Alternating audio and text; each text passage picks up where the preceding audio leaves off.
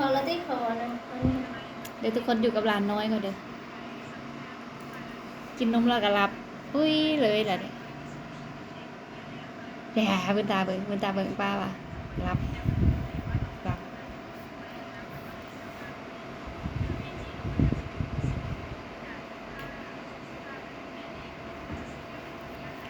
เอาเส้นแปลงร้านไหมลูกแป้งร้านร้อนนั่นดีไหมคุณครูเอาร้านเดียวเลยหัวพูหัวพังหมด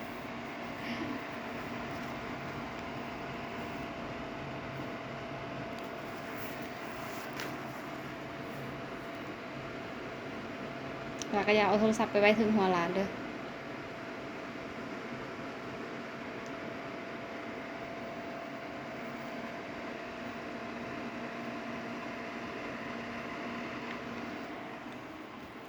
เดี๋ยวทุกคนอยู่แล้วนั่งเขานั่งกำจริงๆแล้วนั่งกำคือสมัยตะกี้เลยทุกคน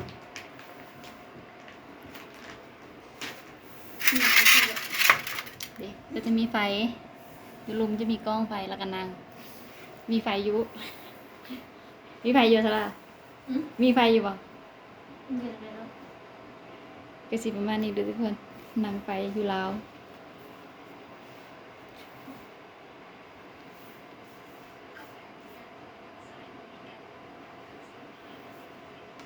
มันเอาทานใส่แล้วก็อุ่นๆอยู่อุ่นเอา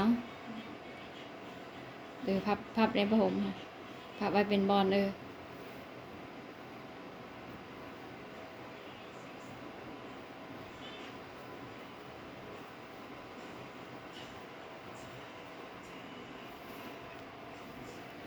ก็บอกให้แปลงหลานเองไม่จับโทรศัพท์ไปจัดจะแปลงมาเซินจับโทรศัพท์จัดจะแปลงหลานแปลงนอนดีๆเห็นเลย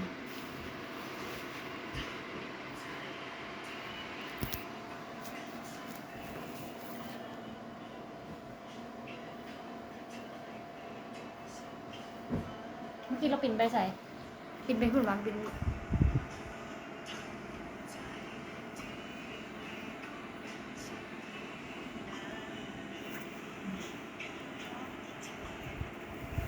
จะบกปกหลายตุนลานยันลานนอนเนาะสำนึกพอเลยทุกคนนั่งก็พอแล้ว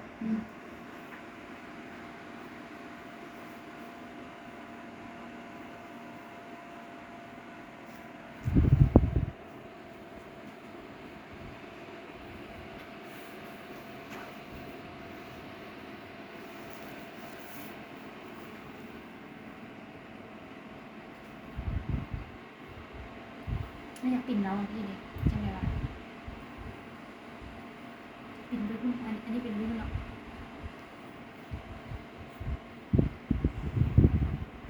ปิดพัดลมก่อน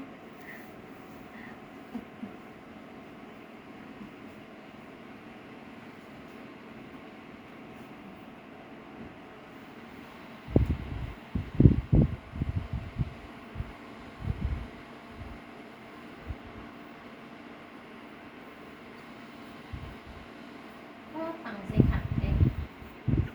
พัดลมเข้ามาบอสยายอยู่ดูฟิล์มมันดู